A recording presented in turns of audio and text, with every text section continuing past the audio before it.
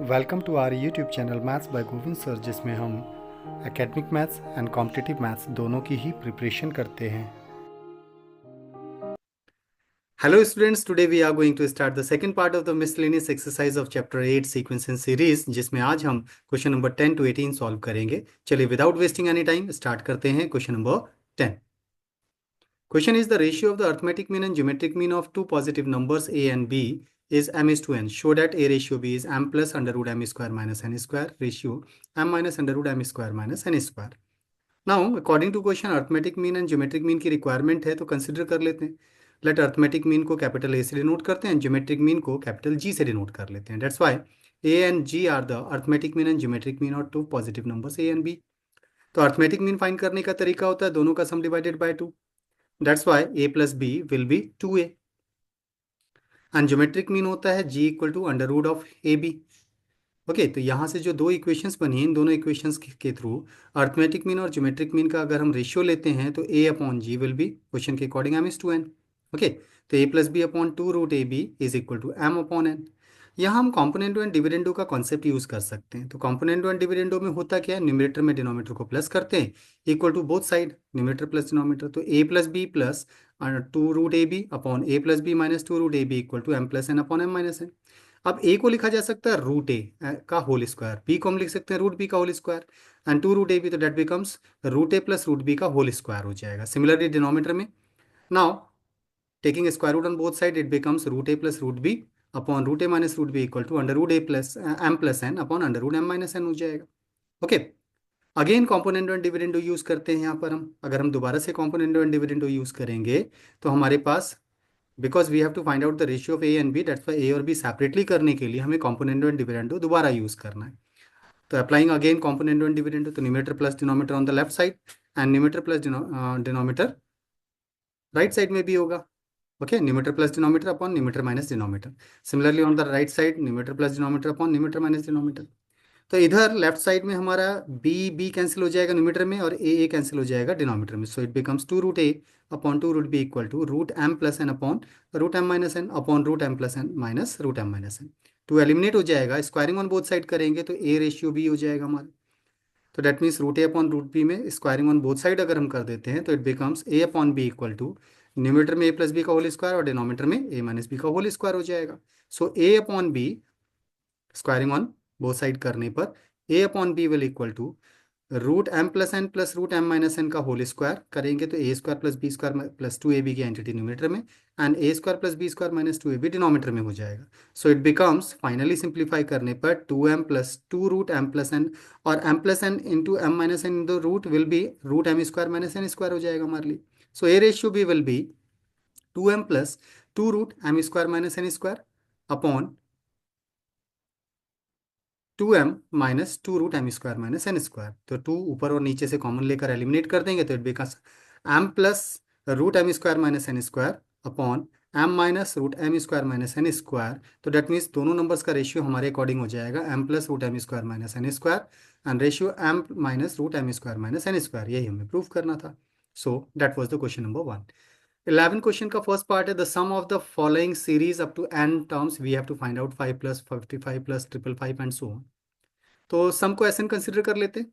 अब सब में से 5 कॉमन ले लेते हैं तो इट बिकम्स, क्योंकि 5 सब में कॉमन आ रहा है तो 5 कॉमन लेने पर हो जाएगा 5 into one plus double one plus triple one and so on. इसके बाद स्टेप आपको याद रखना होगा, 9 से मल्टीप्लाई 9 से डिवाइड कर देंगे हम, तो इट बिकम्स 5/9 999. अभी भी ये कोई स्पेसिफिक सीरीज नहीं बनेगी हमारी. तो अब हमें या तो एपी या जीपी में कन्वर्ट करने के लिए अफोर्ड करना है, तो 9 को वी कैन राइट 10-1, 99 हो जाएगा 100-1, 999 हो जाएगा 1000-1. तो इस फॉर्मेट में कन्वर्ट कर लेते हैं. So that would be this one. Okay, 1000-1 and so on. अब 10 को we can write 10 to the power 1, 100 होता है 10 स्क्वायर, 1000 हो जाएगा 10 का क्यूब, एंड 1 को सेपरेट कर सकते हैं हम. So s n will be 5/9 10-1 plus 10 square minus 1 plus 10 cube minus 1 and so on up to n terms. अब 10 10 स्क्वायर 10 क्यूब को सेपरेट करेंगे 1 1 1, क्योंकि एन टाइम्स आ रहा है तो माइनस में 1 1 1 को एन टाइम्स प्लस करने पर माइनस का एन हो जाएगा. So that would be 5/9. First braces में 10 plus 10 square plus 10 cube plus and so on n terms up to n terms, and minus one मिलने पर कितना हो जाएगा, माइनस का एन हो जाएगा, तो सेपरेटली माइनस एन और हो जाएगा। And that is a GP, GP का फर्स्ट टर्म 10 एंड 10 से ही मल्टीप्लाई हो रहा है, तो आर भी हमारे लिए 10 हो जाएगा। तो डेट मीन्स आर की वैल्यू ग्रेटर देन 1 है, दैट्स वाई जीपी के एन टर्म्स का सम का फॉर्मूला हो जाएगा a r to the power n minus one upon r minus one, so 10 into 10 to the power n minus one upon 10 minus one, and minus में n as it is रहेगा हमारा। 5/9 से अंदर multiply करेंगे तो it becomes 5 10 50 upon 9 9 81, that means 5 का 10 से multiply करेंगे 50 एंड 9 9 81 हो जाएगा, 10 to the power n minus one as it is रहेगा, एंड माइनस में 5/9 n, and that would be the solution of n terms of this series, that is the solution. चलिए इसके बाद सेकंड पार्ट देखते हैं of the question. तो second part of the question is 0.6 0.66 0.666 का n terms का sum identify करना। Again s n consider कर लेते हैं सीरीज को, तो s n will be Sn is equal to 0.6 plus 0.66 plus 0.666 and so on up to n terms. Okay.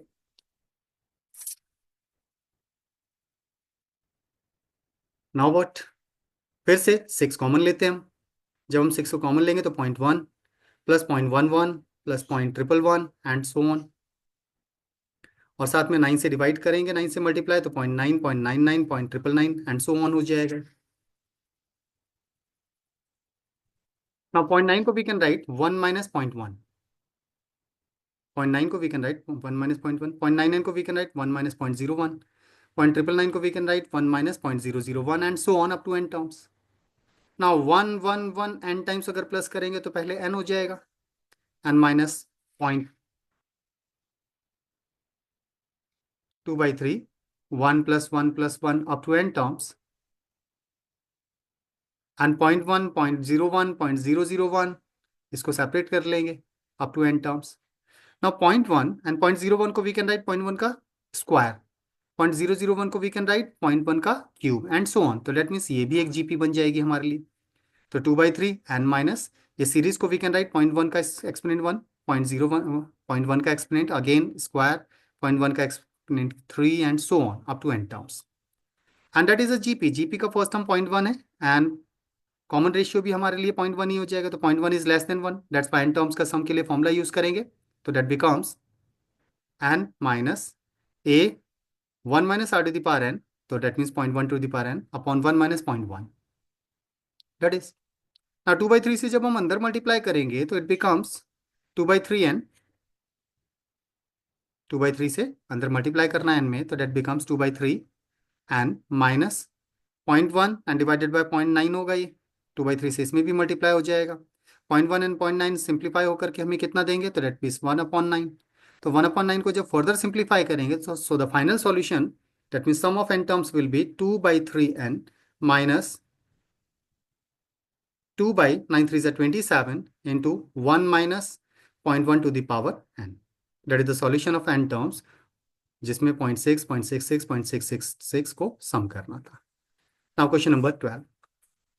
Find the 20th term of the series 2 into a 4 plus 4 into 6 plus 6 into 8 plus and so on up to n terms. तो अब ये क्योंकि ये double series का concept है, तो इसमें first of all we will find the nth term. तो जो सीरीज हमें गिवन है उस सीरीज का हम nth टर्म आइडेंटिफाई करेंगे, तो that means 2 into 4 plus 4 into 6 plus 6 into 8 and so on up to n terms का हम nth टर्म आइडेंटिफाई करने के लिए एफर्ट करेंगे।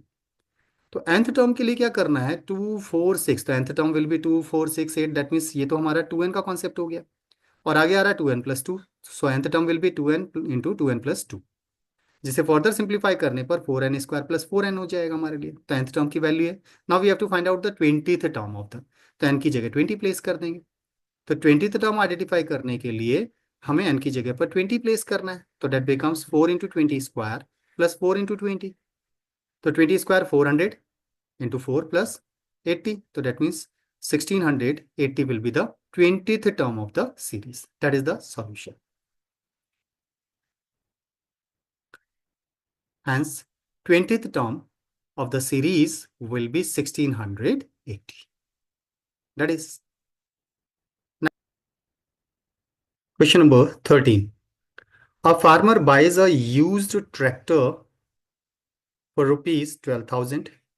He pays rupees 6,000 cash and agrees to pay the balance in annual installment of rupees 500 plus 12% interest on the unpaid amount, how much will the tractor cost him? That is the question. Question के according एक farmer 12,000 rupees का tractor purchase कर रहा है जिसमें 6,000 cash पे करेगा और रिमेनिंग अमाउंट को 500 के इंस्टॉलमेंट में प्लस 12% इंटरेस्ट फॉर्मेट में वो पे कर रहा है। बिकॉज द फार्मर पे 6,000 कैश, तो डेट मीन्स तो उसे रिमेनिंग जो इंस्टॉलमेंट बेसिस में पे करना है तो वो कितना हो जाएगा, तो अनपेड अमाउंट, तो 12,000 माइनस 6,000 दैट इज 6,000 रुपीज, तो 6,000 रुपीज उसे इंस्टॉलमेंट बेसिस पर पे करना होगा। क्वेश्चन के according rate of interest is 12%। Okay, now according to question 500 rupees की इंस्टॉलमेंट देनी है और एट द रेट ऑफ 12%, तो that means the interest paid annually is 12% of 6,000। Then 500 अगर वो दे देगा तो नेक्स्ट कितना हो जाएगा, 5,500 पर इंटरेस्ट पे करना होगा। फिर 500 और दे देगा तो 5,000 पर पे करेगा एंड सो ऑन, लास्ट में होगा 12% ऑफ 500। तो दैट मीन्स इस तरह से वो इंटरेस्ट पे करेगा। ओके, तो अनपेड अमाउंट पर 12% के रेट से अगर वो इंटरेस्ट पे कर रहा है तो पहले 6,000 का 12%, फिर 5,500 का 12%, देन 5,000 का 12% एंड देन फाइनली 500 का 12% के रेट से वो इंटरेस्ट पे कर रहा होगा। सो द टोटल इंटरेस्ट कितना हो जाएगा, तो फर्स्ट टाइम होगा 12% of 6,000 plus 12,000 of 5,500 and plus 12,000 of 5,000 and then finally 12% of 500। इन सब में 12% कॉमन आ रहा है तो 12% कॉमन ले लेते हैं, तो it become 6,000 plus 5,500 plus 5,000 up to 500 and that is a AP. तो ये एक एपी है जिसमें 500 का गैप है, तो दैट मीन्स 12% ऑफ इस एपी का सम लेकर उसका 12% अगर फाइट कर देंगे तो इतना इंटरेस्ट पे करना होगा। So that would be 12% of, इसी को रिवर्स ऑर्डर में लिखा है तो 500 plus 1,000 plus 1,500 plus up to 6,000, जो कि एक एपी है। और ये सीरीज बिकॉज एक एपी है जिसमें first term 500 and last term is 6,000। Number of terms कितने हैं पहले उसको आइडेंटिफाई कर लेते हैं। First term and common difference दोनों ही इसमें 500 रहेगा, लास्ट टर्म हमारे पास 6,000 है, तो लास्ट टर्म के अकॉर्डिंग हम कॉमन डिफरेंस की नंबर ऑफ टर्म्स को पहले आइडेंटिफाई कर रहे हैं। तो number of terms of this AP let हमने एन कंसिडर कर लिया, तो 6,000 लास्ट टर्म है, तो लास्ट टर्म फाइंड करने का फॉर्मूला होता है a plus n minus one into d. इसके अकॉर्डिंग 500 से डिवाइड कर देंगे तो 12 equal to 1 plus n minus one, that means n equal to 12 हो जाएगा। सिंप्लीफाई करने पर एन इक्वल टू 12 हो जाएगा।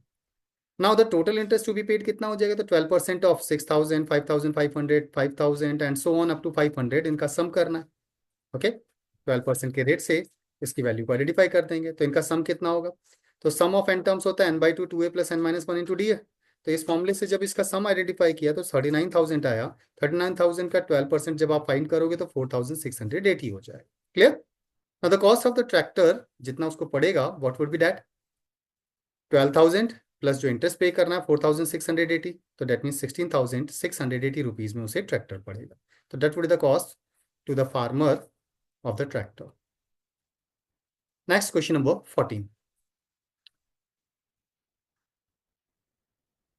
Shamshad Ali buys a scooter for rupees 22,000.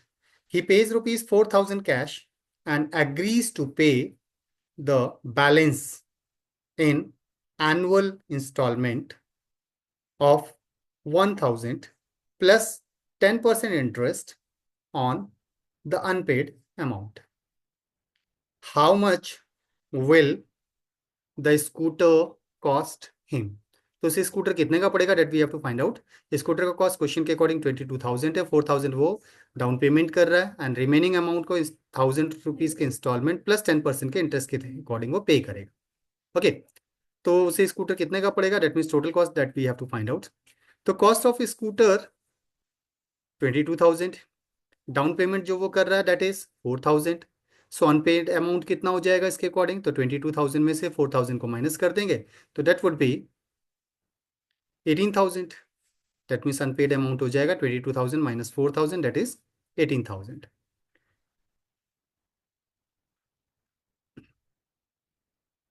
Now interest कितना पे करना होगा उसे, तो total interest that he has to pay, according to question interest उसे कैसे पे करना है, रिमेनिंग अमाउंट का 10% के रेट से वो इंटरेस्ट पे करेगा, जबकि 1000 रुपीज की इंस्टॉलमेंट है।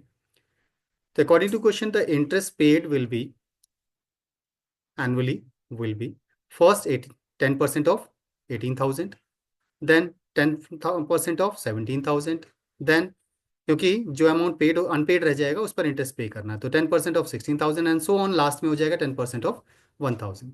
दैट्स वाई टोटल इंटरेस्ट कितना पे होगा, तो इन सबका सम कर लेंगे। हैंस तो total interest will be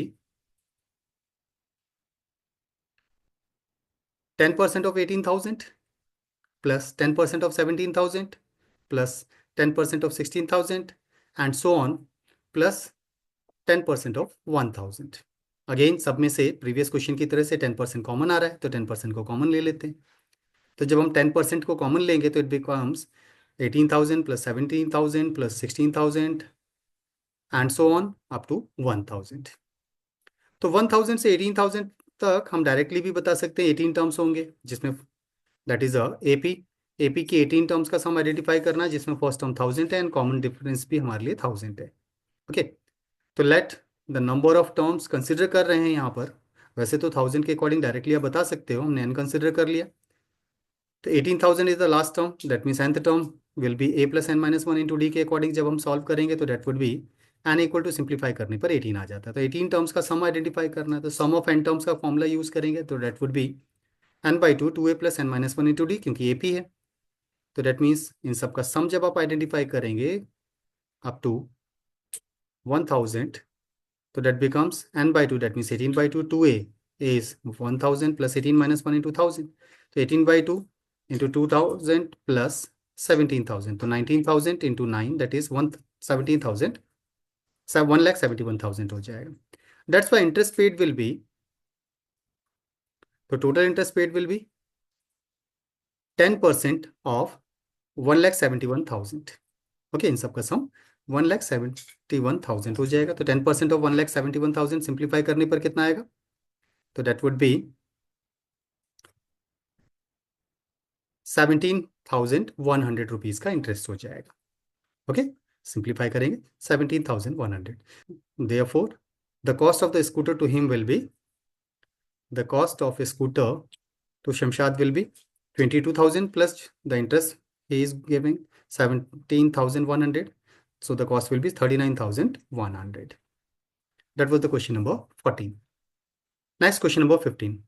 A person writes a letter to 4 of his friends. He asks each one of them to copy the letter and mail to 4 different persons with instruction that they move the chain similarly. Assuming that the chain is not broken and that is cost 50 paisa to mail one letter, find the amount spent on the postage when 8th set of letter is mailed. So the number of letters mailed from forms a GP, that means 4, फिर again 4, तो that means 4 square हो जाएगा, फिर 4 cube and so on, that is a GP. Okay, जब 4 persons को देंगे तो then 4 each of will give to the 4, तो that means that is a GP. तो 4 square, 4 cube, 4 to the power 4 up to 8 set, that means 4 to the power 8 हो जाएगा। तो first term is 4, common ratio will be R 4 again and the number of terms is 8। तो हमें क्या करना है, हमें टोटल कितने लेटर्स चाहिए, that we have to find out. So the sum we have to find out of n terms, because common ratio is greater than 1, that's why GP के n terms का सम आइडेंटिफाई करने के लिए formula लेंगे a into r to the power n minus one upon r minus one. So s n will be a r to the power n minus one upon r minus one. A is 4, r is 4 and n is 8।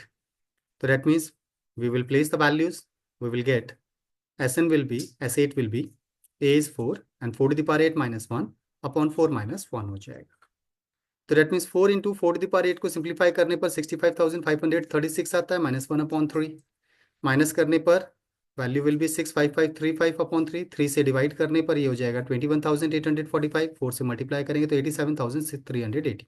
That means 8th set तक total 87,380 letters post हो जाएंगे। अगर एक letter को post करने का cost 50 पैसा आता है according to question, okay, that is given in the question, if it is given that the cost to mail one letter is 50 paisa, that means 0.5 rupees। तो that means इतने letters 87,380 letters को post करने का कितना cost आएगा, तो cost of mailing 87,380 letters will be 87,380 into 0.5.